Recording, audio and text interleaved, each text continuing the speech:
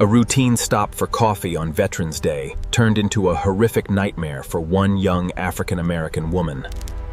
A masked predator targeted her in a Starbucks parking lot simply because that's where all the women go. Armed with a large knife, he hijacked her car, disabled her phone, and forced her into the darkness. But he didn't realize her silently tracking Apple Watch would ultimately lead to a 120-year prison sentence. Today, I'll be giving you all the shocking details of a horrific crime that began at a quiet Starbucks. Welcome back to How Who, where we dive deep into the most chilling true crime stories.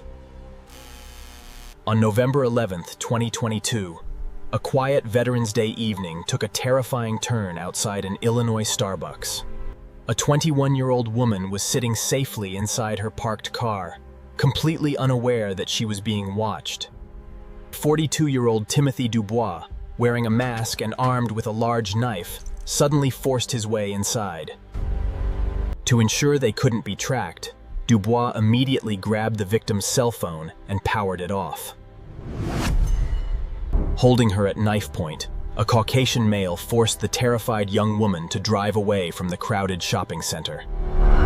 In this desolate location, the masked man tragically and violently sexually assaulted the young black woman in the dark.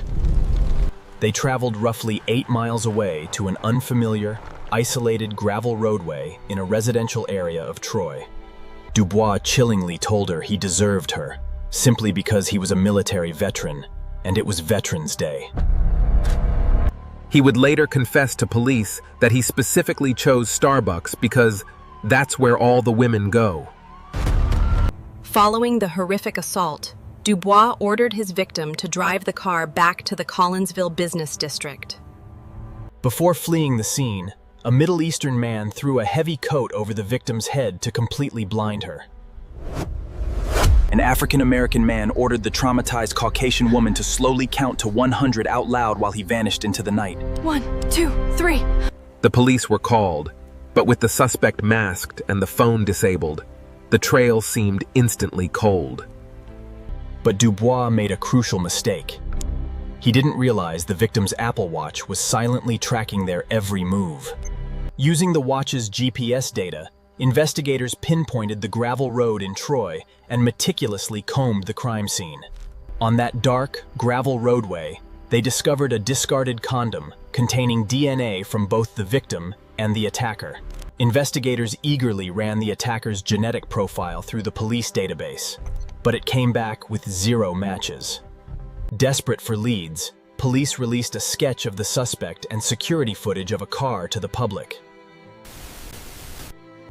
With no direct hit, Collinsville police turned to an advanced technique known as forensic genetic genealogy. This allowed them to build a family tree from the DNA, tracking down close relatives of the unknown suspect. The genetic trail led them straight to a single name: 42-year-old Timothy J. Dubois Jr. In May, the trial began. Dubois faced serious charges of aggravated kidnapping and aggravated criminal sexual assault. Jurors listened to Dubois' chilling recorded confession, where he cruelly admitted the victim could have been anyone. Before sentencing, Dubois' defense attorneys shocked the court by asking for leniency, citing his service as a military veteran. Prosecutors fiercely fought back, reminding the judge that Dubois used that very veteran status to justify his brutal crime.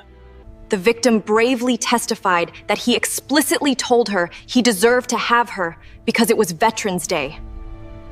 The judge delivered the final verdict, sentencing the defendant to 120 years in prison. Due to state laws and concurrent sentencing, Dubois is legally mandated to serve a minimum of 68 years behind bars. We put a monster away today. We put a monster away today. The state's attorney called the outcome a victory for public safety, proving that true justice can ultimately prevail.